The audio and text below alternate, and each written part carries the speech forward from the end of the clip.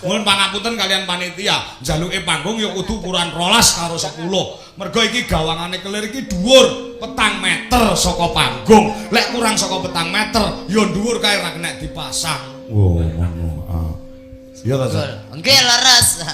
Jare profesional itu grup Dwijo Laras Indonesia. Ya. Nah, wis. Sinden ya profesional, kudumu ya kok manuk ra kadhimet ya mudhun. Nggih. Timbangmu ngompol ning kono. Masane nggih ben enek sinden sing ngompol. Nggih pas enten mriki kok niku. Apa iya? Nggih pas enten mriki kan madeng ilen niku. Iya. Ya kae bocah ya anggayoan. Ae nguyuh. Jane lak kula salut kalian grup Dwijo Laras Indonesia. Bladekan sesasi utuh raprei gek semangat ugi kalian jenengan niku semangate luar biasa. Niku jamune sapa to Pak? Kersane anu niku. Jamune iki apa ora sapa? Oh nggih jamune apa? Jamune ya semangat karo duit. Oh ngaten to. Oh nggih. Jawab. Nggih. Iki mau tukang laden nek anu ya ngepaske ya. Mau pas uncek lungguh ya ora dikeki sego bareng uncek ngadeg iku. Lah nggih. Segone ditokne. Sing kurang ajare sing gender niki lho. Ngopo? Lah kok saka Karang Taruna kok kono tengen kae ya iso ngelungke lho. Lah kok ngarepan kene kon ngelungke kancane iki lho. Rezeki kan yo gentian kok kono to lelek ngono ki lho. Jane kompak nandha. Gara-gara sing parengungan luar biasa lho. Lah nggih pyayi mriki temu ireng niku nguri-uri kabudayan saestu. Ugi ngiras pantes menika tirakatan nyenyuwun marang mring Gusti. Ya ora, sini yo nyucukne lek urunan nyeket-nyeket kuwi dadi ya ini lek 50 wis iso nanggap wayang kok. Nggih boten lho. Nggih sepeda niku nyucuke pindah kan nggih ngalap berkah. Betul. 2 tahun sepisan menika lelekan silaturahmi kalian tangga tepalih. Saged mlumpuk nggih yen ngenten niki lho. Betul. Zaman saniki ketoke mlumpuk ngono ki yo malah WA-an sibuk karo HP-ne dhewe-dhewe do ra jagongan. Yen dalune kan do sami jenak lenggah mirsani ringgit wacucal. Betul. Ya sing ngadeg mengkon ngadeg kok. Cak Wanda lho Wanda sing tak golekne sing gadis. Oh nggih. Urung tau dicus. Nggih niki. Kok sinden kok dicus niku biasane anu tekan ngendi iki cus ngono. Nembe cus ya. Mbak Wanda nggih. Mbak Wanda. Kon gowo sing apa ngono sing enak. Dadi monggo. Ora kesusu nek brang-breng. Lah nggih ugi kersanipun rencang-rencang rahapi pasugatan menika. Alhamdulillah. Metu bubur ya trek anu cek. Nggih, medal bubur. Ngerti yen kanca-kanca ki unture dontek seloke. Ya kuwi dimanfaatke. Wanda. Jan sangka Ngawi Jogorogo. Jogorogo tenan. Nah, dadi ragamu jogonen ya. Aja nganti mbok ler turut ngendi-endi. Dijogo leh tenanan, ya sing sekolah sing tenanan. Nggih, siap. Heeh. Kudu bersyukur kowe anu Sawanda. Pripun, Pak? Bersyukur karo Gusti Allah. Nggih. Ketika kamu itu diberikan pita suara yang bagus, rupa yo ayu, kuwi sangat mendukung ketika kamu berpenampilan seperti pada malam hari ini. Nggih. Selain suarane yo menarik, rupane yo menarik. Menarik. Ayu ki disyukuri. Ayu ki disyukuri. Ben ayumu entuk ganjaran. Ayumu ki sedekahno nyancah nom-nom kuwi. Iku malah ngajari ya. Sik aja di. Ayo sedekahke teng kanca-kanca niku. Ngene lho maksudku iki lek sedekahke lek ditakoni wong lanang iki ditakoni iki disauri kanthi mesem guyu. Oh. Jalan teng temu ireng pundi nggih Pak? Anu Mbak Wanda. Oh niku lho, nah niku men terus sendiri terus bablas lah niku disauri karo esem guyu kuwi wis sedekah. Oh, kula kinten ki sedekah anggere ketemu sengok ngono. Lha wajah ayu kok niku. Ya ora, kuwi imane kuat kok cah kuwi iki. Tenan njobo jero kuwi sapik. Srawung. Dadi jenengan pun ngeres jerone ki. Ora tekse jero ki ati ngono lho. Jobone pasuryan jero ki ati. Lah iki mau aku ngerti arep munggah ki mau salat ngisakse kok. Sesuk isuk deloken rampung wayangan. Mendhi subuhan ora ditinggalke. Singgol wong lanang ngono astagfirullahaladzim. Tangane dicekel wong lanang ngono. Ya Allah, kula dosa nyuwun ngapura barang dikeloni meneng ae. Piye? Ya padha mawon. Maksudnya dikeloni bapake kok. Udu to. Mosok tamak. Udu. Boten, Pak. Oh, mboten. Saiki jomblo ya, Pan? Ribet. Jomblo kok duwe pacar? Wis duwe lho, Pak. Wis duwe to? Pun gadah. Wis anyar neh, Pak. Nggih. Lanjutkan. Arep bawa apa, Nduk? Wanda. Kanca-kanca gendho dahar sithik, dahar bubur. Nah, larase napa? Pelok apa slendro, Pelok barang? enam, barang napa slendro? Apa jenenge kuwi religi, pepeling ya kena. Ya urung diaturke mau. Nggih, pepeling mawon nggih, Pak. Nggih, no duit bawane karo Mas Uncek ya. Nggih. Kuwi ambak cilik ning tuwek. Kuwi barak aku lho Uncek iki. Napa Lah nggih? ampun nang cetak-cetake to. Barak aku kuwi. Ora hapus-hapus kae. Aku cicil. Umur 20 aku. 20. Nggih 20. Gayamu. Jadi iki ganteng lho Cek kowe Cek. Nggih ganteng sing elek ya jagrake kok ora. Lah iya. Jagrake. Jagrake sing elek. Anu idolan jagrak piye, Pak? Gah. Aku mancal malah ora tekan. Nah, Ya, Pak Wanda, monggo. rukun Islam. Rukun Islam. Bapakmu dalang ndak? Boten, Pak. Bapakmu yoga? Boten. MC. Boten. Terus bapakmu nyambut gawe apa? Petani. Oh, petani. Nggih. Ibumu mesti sinden. Boten, Pak. Pegawai perusahaan, Boten. penyanyi dangdut. Boten. Ura. Boten. Ora to, lah ya aku mung takon tok. Lah terus ibumu gaweane napa? Nggih sami petani. Petani nggih. Nggih. Ning kok sampean iso nyinden tot apik? Kuwi keturunane sapa? Tangga-tanggane, Pak. Tangga-tanggane. Iso tangga-tanggane iki lho ya ora. Kuwi bibitmu kecilik ya, Wan? Iso nyinden lho. Nggih. Kecilik ket umur piro awakmu nyinden? Kelas 5 SD, Pak, belajarnya. Masa 5 SD wis tukul. Kok wis cukul pripun to? Pripun lho. Tukul kepinterane iki lho. Oh. Nyindene iki lho. Kok pun saged nyinden Pun saged ngoten lho. nyinden. Gak tukul. Pikirane grambyang tekan ngendi-endi. Yuk. Lanjut. Kang lima puniki Aku arep ngulatke bapak-bapak. Ngopo delok blangak ngono. Gen kersane ngerti ya Piyayi Ayu ngene iki lho. Heeh. Karek go hiburan. Jagongan ki adu arepmu. Ndak enggak adu arep. Lah iya. Wah, Pripun? adu arep. Adu arep. Dan iki adu arep. Iya, adu arep. Ayo, lanjut. Gelaut.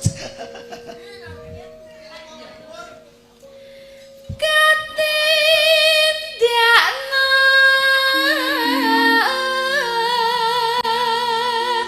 jenenge adu arep. Piyayi lho, Piyayi Ayu nyuwanten lho, ora mengo ya iso muni lho. Rambutnya piye, Cak? Mring para sesama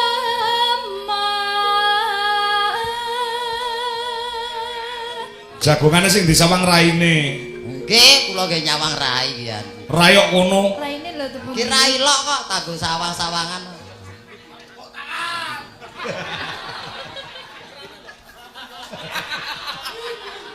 Apa enak rai lok kok kon tepuk tangan iki lho. Iya enek bantuan Mas Uncek. Nggih. Bantuan syuting Mas Redi Putra, Bapak Jimin Lombok. Lan sistem Pak Haryanto Chandra Dewi. Wo, nggih. Alhamdulillah. Mau nindak rene terus ngetutne Mas Ruben mau ya kita ya. Nggih. Pak Haryanto nggih. Nembe malah tak nggih nembe repot nika. Heeh. Monggo lajeng. Nanun Aja padha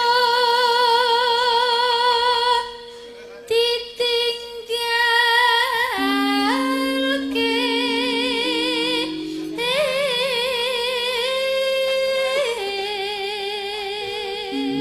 Jan ngene ngene iki umpamane bojoku ngono. Wes. Wah. Pripun? Tak dol. Lho kok tak dol piro? Didol suarane.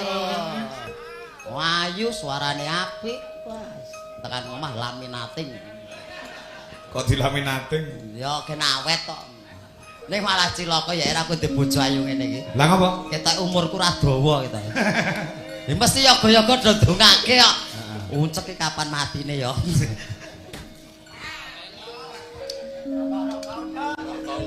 Matur lek Ibu. Kenis lampu niki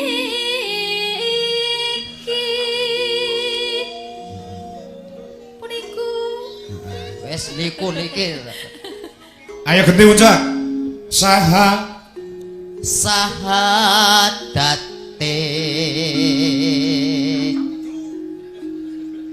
Kang Angka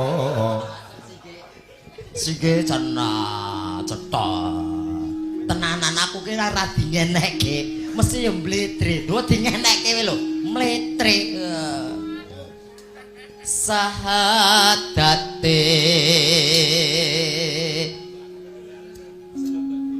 Kang Angka siji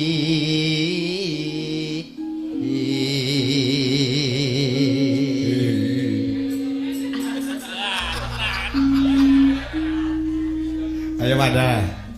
Kang Angka loro. Kang kula napa jenengan? lah aku kok ngono rayan lho Kang Kang angka loro salat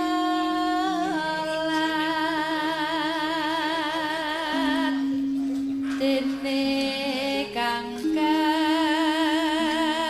telu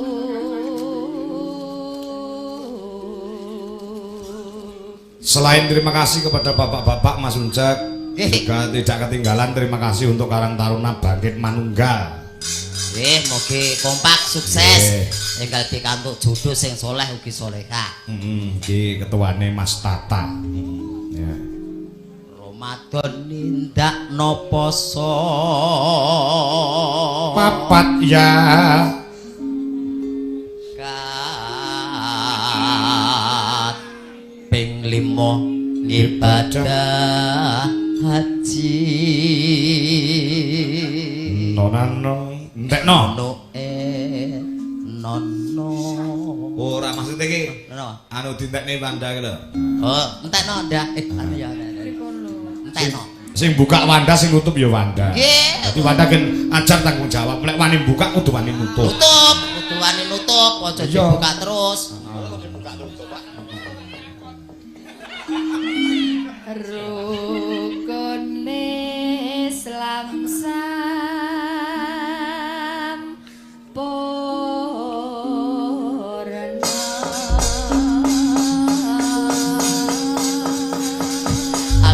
Angger Wanda nyuwara Pak Indro karo Kricak iku lametan.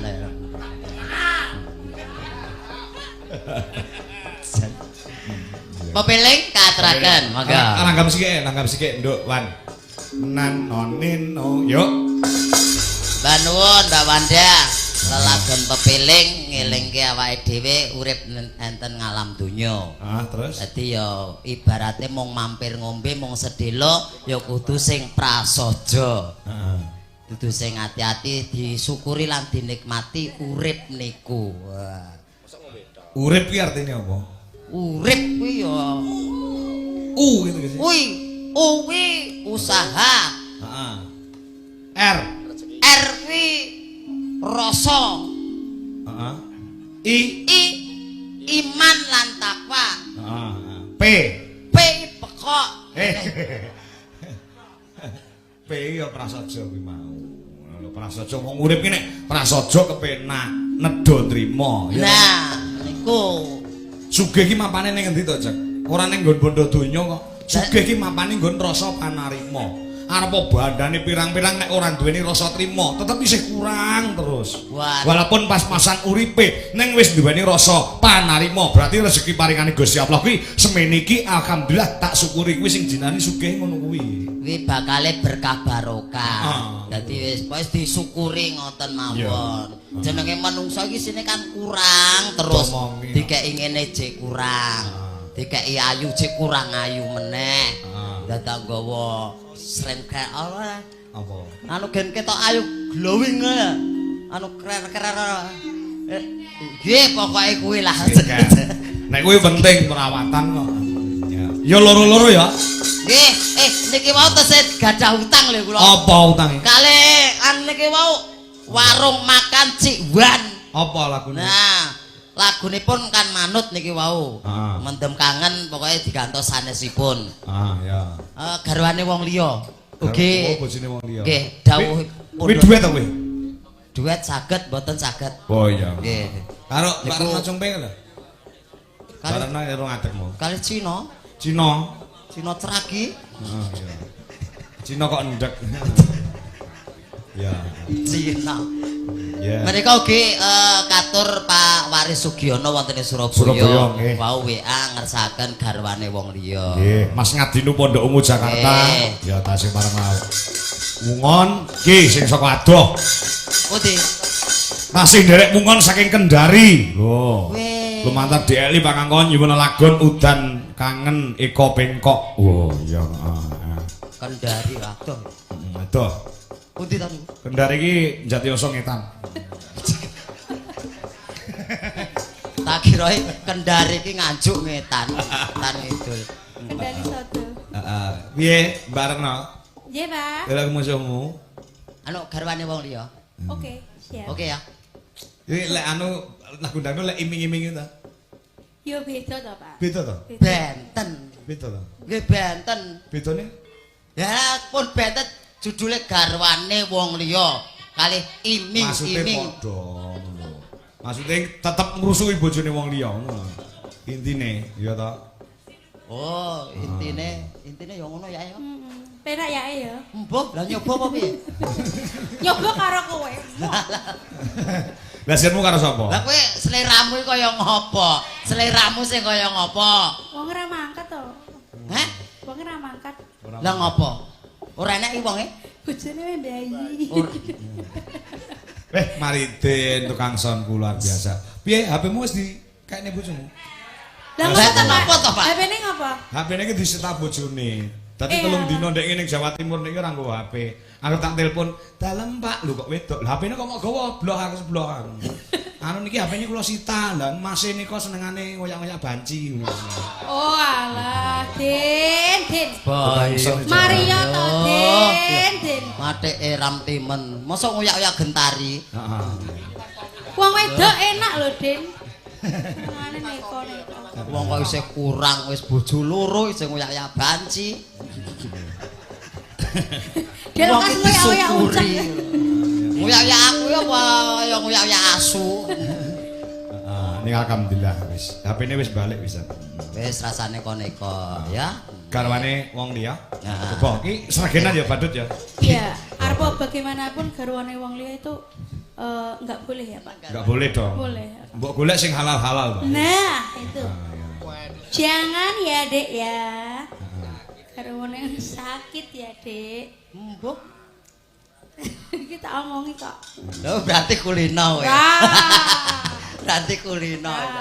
Ya kublak kutak ya. Kublak kutak. Ya, coba kaya apa? Iki sing ning YouTube sik 1500, ning TikTok sik 800 muncul lho. Sik akeh lho sing nonton. Nggih. Ojo kendho, kudu kencengi. Ayo, kencengi. Ya, ayo, dados. Cek. Nun. Iki ana sing WA aku. WA napa? Assalamualaikum Pak nyuwun aku loro ati kalih nggih kangge jampi loro ati matur sembah nuwun saking Bandi Sound System Maridin. Oh Dapure angus njaluk lagu ae. oh berloro ati wae. Atimu dolen ae. Oh gur loro terus lho Cak. Angger anu story niki jer sambat ya ora tau bersyukur blas. Nah, kuwi mulake aja sambat kae. Jenenge wong sambat kuwi kok omong ki donga. Donga Ngono lho. Rungokno. Lah, wong nek sambat iki auramu ki negatif. Heeh. Nah. Lho. Jadi sing mbok sambati iki apa? Uripmu abot iki ning bab apa? Rezeki yo lancar. Nah, tangga. Bojo yo ayu. Nah. Awak yo sehat. Nah. Kurang apa, Lek? Coba, Lek. Kurang putih. Kurang putih labur raine kuwi ya. Heeh. Bojone ya setia. Nyandian diterke, duit ora tau kendhat, ndak bengi tanggapan lho. Kok sambat lara ati ki lara ati apane sing lara ki? Ngono. Oh. Oh, sik anu, Pak. Apa? Sik nek mulih dijak emoh. Kaitan. Tak ora kaden. Ya engko di. Ya kok diaturke mesake. Alah ngopo lah. Ora nyawer kok. Ora nyawer Di panggung itu khusus yang nyawer-nyawer aja. Mbak, aja sok ngono kuwi. Lah piye? Awake dhewe iki lho, pati uripe ning kono lho. Ning endi? Enten mriku niku. Ning son. Lah nggih. Ya ora iso. Mboten iso pripun lho. Mati uripe ning genset no. Sone apian nek sing joko lek gensete mati. Ah, lagi mboten genset. Kok iso? Ora kok genset. Lah terus Pati uripe nek solare. Lah genset ora nek solar kok iso urip. Lah, kuwi. solar enek lek ora nek Pertamina. Lah. Oh. Ah, ya sing adol kok. Sing adol. Lah Pertamina tok ora enek sing adol. Lah, sing ngeturke sapa? Nah, sing ngeturke sapa? Arep enek sing adol enek Pertamina lek ora enek Gusti Allah. Ah, wis. Tak tau. Wong kabeh iki saka Gusti Allah. Lah iya. Ah. Mula sesok gleleng. Sing nyanyi sinten Lek Bandi nanti loro atinya sing nyanyi dhewe. Nyanyi dhewe ya. Penggane karaoke ning Rainbow mosok ra iso. Anu ya lek kok nyanyi dhewe ya kok duwete milo dhewe. Iya. Engko tak sendere genti kok. Santai wae. Lah. Gedok-gedok ngono. Tak nyak-nyak turut dhuwur mixer. Ya dinekne sike. Ya. Pun katur garwane wong liya. Niki nglegane nika mesake nika lho. Apa? Lara ati loro niku lho. Lah iya. Lah nggih mesake kae. Wah, raine kaya kisut terusan. Heeh. Sandra karo Wiwik ya. Manut. Nggih, manut. Kae ora iso kok nembang kae. Malah suarane malah fales. Wong kuwi ngentute fales kok. Wong luwara. Ning bojone wah tenan setiane ora jamak. Angger makat tanggapan lho siterne bojone. Numpak ning mburi kuwatoke cekak karo bojone kuwi. Mangkul kok mburine bayah. Kaya duniae beteke wong loro kuwi, liyane ngontrak. Yo. Tengah, ngancek tengah. Ya. Oke, cocok iki. Menyenangkan. Cah cilik dikeroyok perawan karo rondo. Isih rondo to, Mbak? Sik. Hah? Isih to? Oh ya tak golek ngono lho ngopo lho. Ya Apa karo Maridin sing lara ati lho cahe. Emang bojone Mas Maridin wis loro ya, Mbak. heeh. Ngelarani ati senengane. Lho, Sampeyan golek sing kaya apa to, Mbak? Hah? Golek sing kaya apa? Golek Sing dumes. sing kaya ngopo? Sing modele kaya ngopo? Masa kaya Mas Uncek? Lah kira ada tunggale lho, Mas. Masih menikmati kesendirian ya. Enek tunggal kuwi cek enek. Sopo? Enek isi enek Victor Hastu. Anu rombonganmu, Mas. Kuwi enek. Ketuane sampean mesti. Gak usah sepuh. Sesepuh kuwi. Ya, lara ati. Loro ati. Terkhusus untuk Mas Maridin gen. Ya, Ora monggo usah. Khusus Mas Gen bunga Maridin. atine. Sing gawe ning warani ati. Jangan ya, Lek ya. Jangan ya, Gak boleh Lek. ya, gak boleh. Habis ini Anda tenar, Lek. Di syuting soalnya. Anu di-close, Maridin di-close. Di-close. Nah. Lah, jalan. Di-close, Maridin. Sing kaya ngopo to bocah iki? Nah. Nah, Kalau kalau- wah Kan ya. mirip Ardi kan? Yo, milik Ardi versi dibong. Wih bojone ning omah, ya ampun bojoku, ya ampun langsung raup. Raup. Yuk. Ya ditelaske. Nah, lagunipun loro ati iki loro. sing ana sing mantu Lho Heri Riok Wanaraga Mas Kangkong nggih, nuwun. Nggih. Ya, iki wis jam 3 lho, ya. Besok serah dipindah ning Kediri gamane. Oh iya. Makasih Mas Tujak. Sampun jam 3. Kula tak nutukne lakon Wahyu Purba Sejati. Monggo. Nggih. Wonten kekirangan lepaten nyuwun pangapunten. Nutukne lakon tawon kuwi ana entupe, lakon kuwi ana tutuke ya, Gong. Heeh. Ngadeg ndara permadi, Bro.